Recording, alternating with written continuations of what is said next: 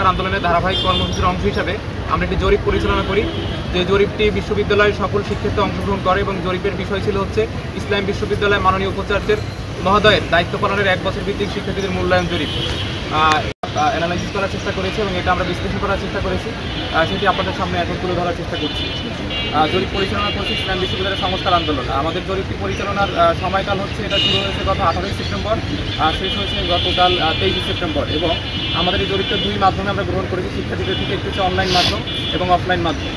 আমাদের এই জরিপে বিশ্ববিদ্যালয়ের সর্বমোট 1312 জন শিক্ষার্থী অংশগ্রহণ করেছে, যাদের মধ্যে আবাসিক শিক্ষার্থী হচ্ছে 876 জন এবং অনাবাসিক শিক্ষার্থী হচ্ছে 436 জন।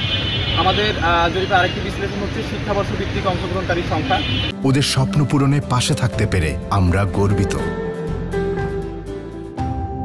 সেক্ষেত্রে আমরা পেয়েছি 2017-18 শিক্ষাবর্ষ থেকে অংশগ্রহণ করেছে 6 জন, 2018 শিক্ষাবর্ষ থেকে অংশগ্রহণ করেছে 80 জন, 2020-21 থেকে অংশগ্রহণ করেছে 345 জন, 2019-20 থেকে অংশগ্রহণ করেছে 181 জন, 2021-22 থেকে অংশগ্রহণ করেছে 293 জন শিক্ষার্থী, 2022-23 থেকে অংশগ্রহণ করেছে 274 জন শিক্ষার্থী, একই সাথে 2023-24 শিক্ষাবর্ষ থেকে অংশগ্রহণ করেছে 133 জন শিক্ষার্থী।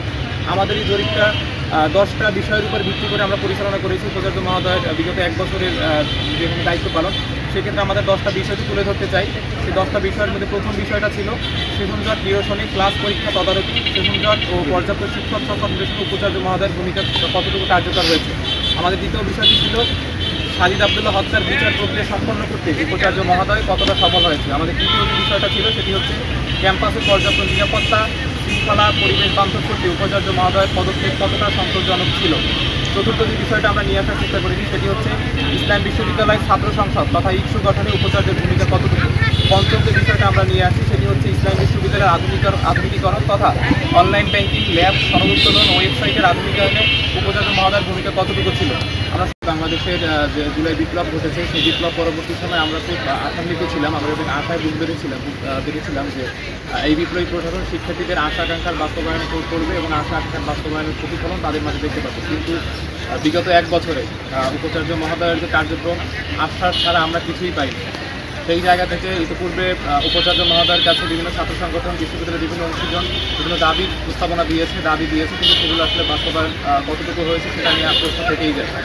সেই জায়গা থেকে আমরা ইসলাম বিশ্ববিদ্যালয়ের সংস্কার আন্দোলন শিক্ষার্থীদের সঙ্গে নিয়ে এবং বিশ্ববিদ্যালয়ের সকল ডিপার্টমেন্টের সকল অংশীজনকে নিয়ে আমরা একটা আন্দোলন পরিচালনা করছি। যে প্ল্যাটফর্মের নাম হচ্ছে ইসলাম বিশ্ববিদ্যালয়ের সংস্কার আন্দোলন।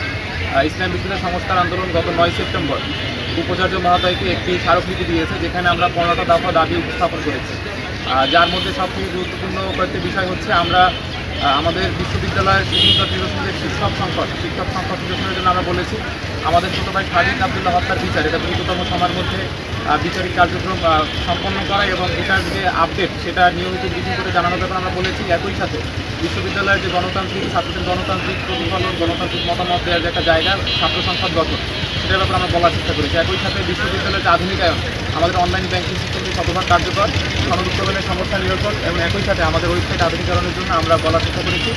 আমরা আমাদের 9 সেপ্টেম্বর স্মারকলিপি দেওয়ার পরবর্তীতে আমরা দেখেছি বিশ্ববিদ্যালয়ের ছাত্র উপদেষ্টা কার্যালয় থেকে প্রজ্ঞাপন জারি করা হয়, যেখানে বলা হয়েছে যে এখানে কোনো ধরনের অনুমতি ছাড়া কোনো সমাবেশ মানববন্ধন করা যাবে না। আমরা তাদের এই প্রজ্ঞাপনটি বিদ্যালয়গুলি প্রদর্শন করেছি এবং আমরা পরবর্তী 13 সেপ্টেম্বর আমরা মানববন্ধন কর্মসূচি দিয়েছি। প্রশাসন আমাদের ডিসি স্যারকে আমরা বলা যায় তাকে হচ্ছে ফেল করিয়ে দিয়েছে মানে হচ্ছে বিশ্ববিদ্যালয়ের শিক্ষার্থী যাচ্ছে না, যে বিশ্ববিদ্যালয় প্রশাসনটা মানে হচ্ছে প্রশাসন কোনো কাজ করেছে সেটা দেখানোর জন্য। এর প্রেক্ষিতে আমরা যেটা বলতে চাচ্ছি যে আমাদের ইসলাম বিশ্ববিদ্যালয়ের সংস্কার আন্দোলন যেটা একটা ধারাবাহিক আন্দোলন এবং এই আন্দোলনের একটি পর্যায় ছিল হচ্ছে আমাদের এই জরিপ।